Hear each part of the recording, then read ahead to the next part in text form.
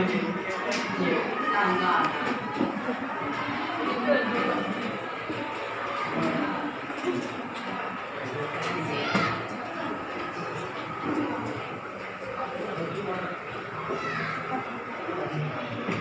teman-teman, kita akan membahas mengenai penindasan bangsa Jepang terhadap bangsa Indonesia.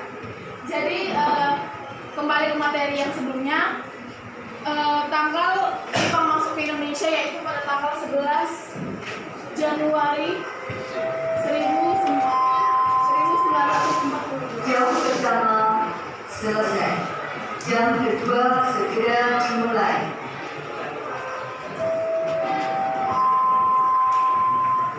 Jam pertama selesai. Jepang ke Indonesia. Jepang datang ke Indonesia pada tanggal 11 Januari 1942. Awalnya Jepang datang ke Indonesia hanya untuk mengambil sumber daya alamnya saja. Tetapi karena sudah tertarik dengan kekayaan alam, bahkan yang lebih, Jepang ingin mengambil semuanya dan merenggut semua kekayaan hasil dari negara kita.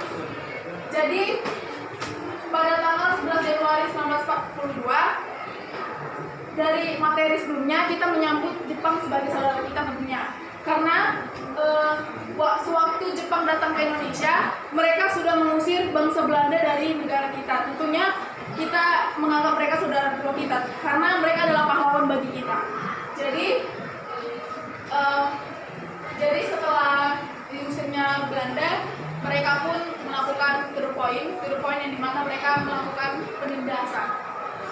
Penindasan yang pertama adalah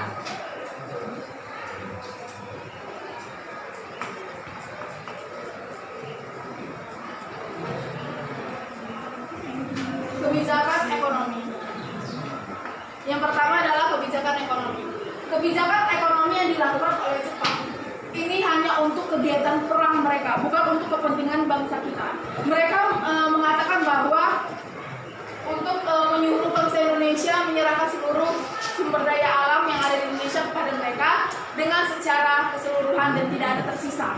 Jadi Jepang mengambil seluruh sumber daya alam kita untuk kegiatan perang mereka, tetapi kita juga bisa menerima apa yang dikatakan Jepang. Maka dari itu bangsa Indonesia menyerahkan seluruh sumber daya alam di Indonesia kepada Jepang. Yang kedua,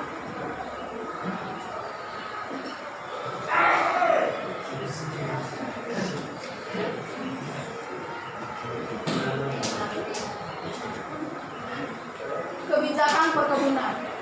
Kebijakan perkebunan ini adalah dasar di mana Jepang sudah tertarik dalam sumber daya kita. Yang dimana di sini adalah keputusan yang sangat ceroboh yang diambil Jepang, yaitu kenapa? Karena mereka memutuskan hubungan dengan bangsa Eropa, yang dimana bangsa Eropa sendiri adalah pusat perdagangan dunia.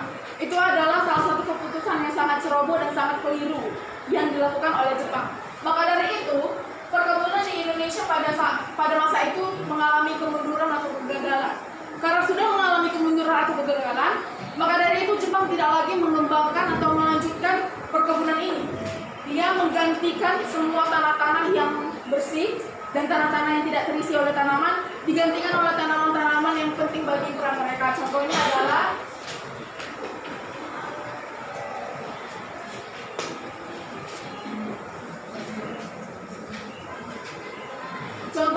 tanaman kina dan tanaman jarak. Kedua tanaman ini sangat penting bagi perang. Mengapa demikian? Karena tanaman kina ini berguna untuk obat anti malaria.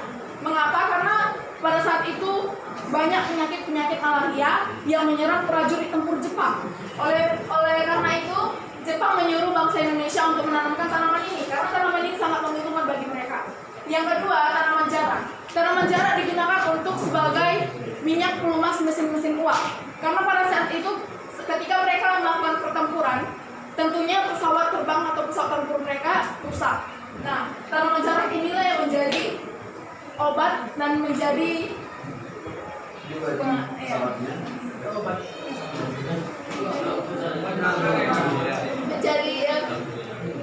pelumas mesin-mesin. Lalu yang ketiga,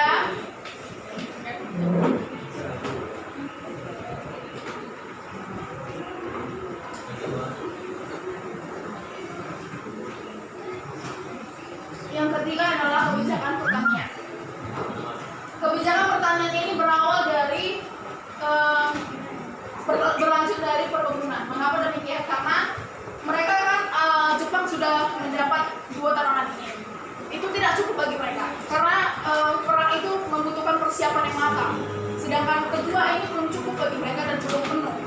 Maka dari itu di kebijakan pertanian ini Jepang menyuruh bangsa Indonesia untuk menanamkan padi.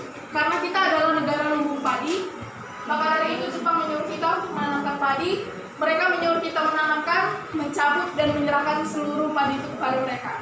Dan pada saat kebijakan pertanian inilah kita tidak diberi apapun upah. Upahnya juga sedikit dan tidak selayak dan tidak normal bagi manusia sendiri. Yang keempat,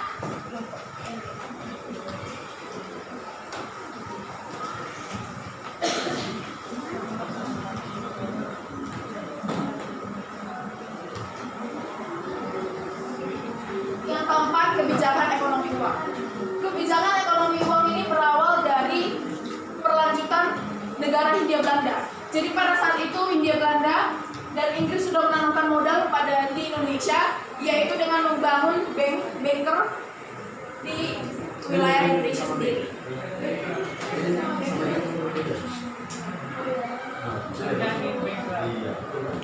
Jadi karena pada saat itu belum populer dan tidak dikembangkan, maka dari itu si Jepang inilah yang mengembangkan waktu ekonomi uang, yang dimana seluruh bank yang sudah dibangun Hindia Belanda itu digusur dan terjadi likuidasi, yaitu pembubaran perusahaan. Dan dibangunlah bank Jepang di Indonesia. Nah, apa yang terjadi di Indonesia sendiri? Kita menggunakan mata uang mereka yaitu yen. Bagi teman-teman yang nggak tahu, 100 yen adalah 13.000. Tetapi itu adalah konversasi hari ini, konversasi besok akan bertambah 100 yen. Setiap hari konversasi itu bertambah. Yang kelima,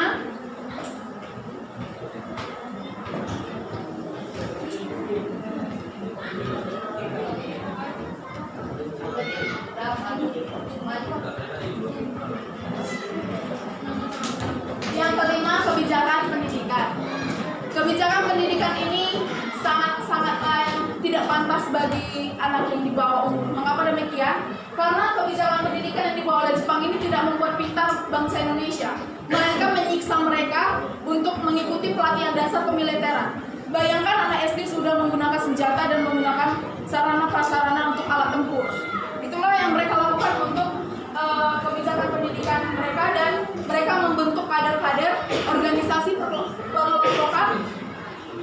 pengelompokan untuk bangsa Indonesia. Dan itulah tujuan mereka agar terjadinya penguasaan Asia. Lalu yang keenam,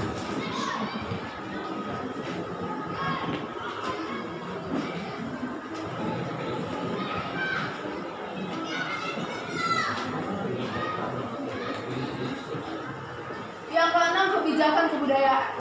Perlu dapat kita ketahui bahwa kebudayaan Jepang adalah menghormati matahari terbit di sebelah barat.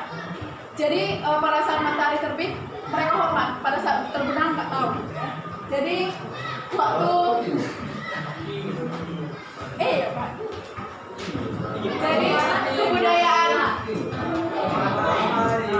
kebudayaan mereka adalah menghormati matahari terbit di sebelah barat.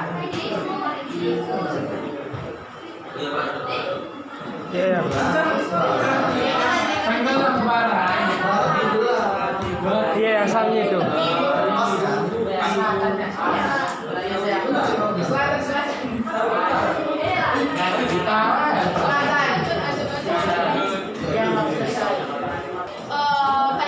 Taiso adalah dimana kebudayaan untuk membungkukkan badan yang merupakan kehormatan dan menghormati kekaisaran Jepang. Jadi misalnya ada lewat kekaisaran Jepang itu, terpaksa bangsa Indonesia itu harus membungkukkan badan yang menjadi kehormatan dan menghormati yang lebih tinggi kastanya. Jadi selanjutnya adalah kebudayaan menghormati lagu dan bendera kebangsaan mereka, yaitu Kimigayo. Karena di sini kita tidak diperbolehkan untuk menyanyikan lagu bangsa Indonesia pada saat itu. Maka dari itu kita hanya bisa menghormati dan mendengar lagu kebangsaan mereka dan masih menggunakan bahasa Jepang. Lalu yang ketujuh adalah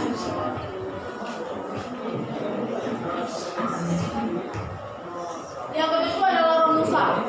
Romusa adalah lanjutan dari pada zaman Belanda, yaitu tanam paksa. Ini berhubungan dengan tanam paksa yang dilakukan oleh Hindia Belanda, yaitu kerja paksa. Nah, jadi Romusa ini adalah kerja paksa yang dimana di sini disebut lebih kejam, penganiayaan dan penindasan yang lebih keji. Karena pada saat Romusa ini dikasih makan pun tidak, upah juga sangat tidak normal. Bahkan ada juga yang tidak diberi upah. Yang awalnya hanya bekerja 1 kali 12 jam dan diubah lagi menjadi 1 kali 24 jam. Dalam kerja paksa Romusa ini tidak ada yang boleh mengeluh, apalagi pingsan. Karena ada salah satu kasus di mana 2 orang bangsa Indonesia mengeluh dan tumbang pada saat itu karena tidak sanggup lagi untuk bekerja paksa dan ditembak mati. Kenapa? Karena sudah peraturannya dibuat oleh Jepang, tidak ada yang boleh mengeluh dan tidak ada yang boleh beristirahat saat bekerja. Oleh sebab itulah Jepang membuat hukuman di mana menembak 2 orang kepala itu dengan tembakan dan menusuk dadinya dengan samurai. Itulah pada zaman Romusa.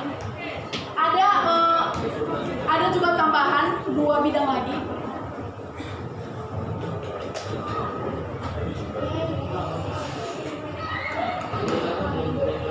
Dalam bidang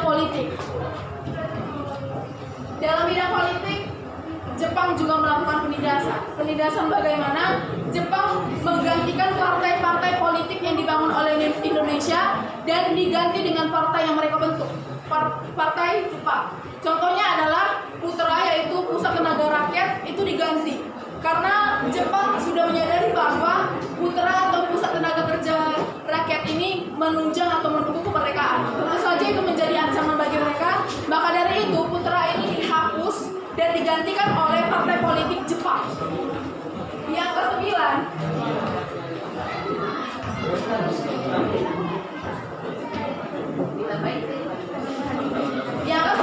dalam bidang agama. Dalam bidang agama ini lebih ke arah kepada agama Islam. Mengapa demikian? Karena dari Sabang sampai Merauke, agama yang paling umum ditemukan adalah agama Islam di Indonesia pada saat itu.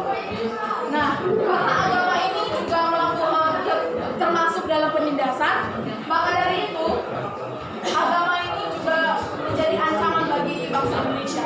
Dan bangsa Indonesia merasa terganggu dan tidak nyaman terhadap bangsa Jepang. Ada salah satu kasus yang dimana Kaisar Jepang itu memakan babi yang merupakan larangan dari agama Islam. Maka dari itu Islam sangat tidak menyukai pendudukan Jepang pada saat itu. Dan yang kedua, dari awal cerita Jepang masuk ke Indonesia saja mereka sudah menjadikan kemerdekaan. Tetapi itu hanya janji palsu dan janji manis yang tidak ditepati. Nah, oleh karena itu perikraran janji itu adalah suatu larangan bagi agama Islam sendiri. Itulah mengapa ke-9 ini menjadi penindasan rakyat Indonesia karena bangsa Jepang. Sebenarnya ekonomi perkebunan dan pertanian itu berhubungan karena sama-sama sumber daya alam. Ekonomi perkebunan dan pertanian ini sama-sama sumber daya alam dan memang digunakan untuk keperluan perang Jepang sendiri. Baiklah teman-teman, kesimpulan yang dapat saya ambil adalah penindasan yang dilakukan oleh Jepang, yakni kita telah dijajah oleh Jepang 3,5 tahun, yang dimana lebih cepat daripada Belanda, kurang lebih 350 tahun, tapi ini yang lebih ganas dan lebih menyakitkan. Nah, oleh karena itu pada saat penjajahan Jepang ini kita memang sangat lemah, tidak berdaya dan pasrah. Karena kita situ belum terdapat kekuatan. Jadi kita hanya pasrah, berserah pada Tuhan.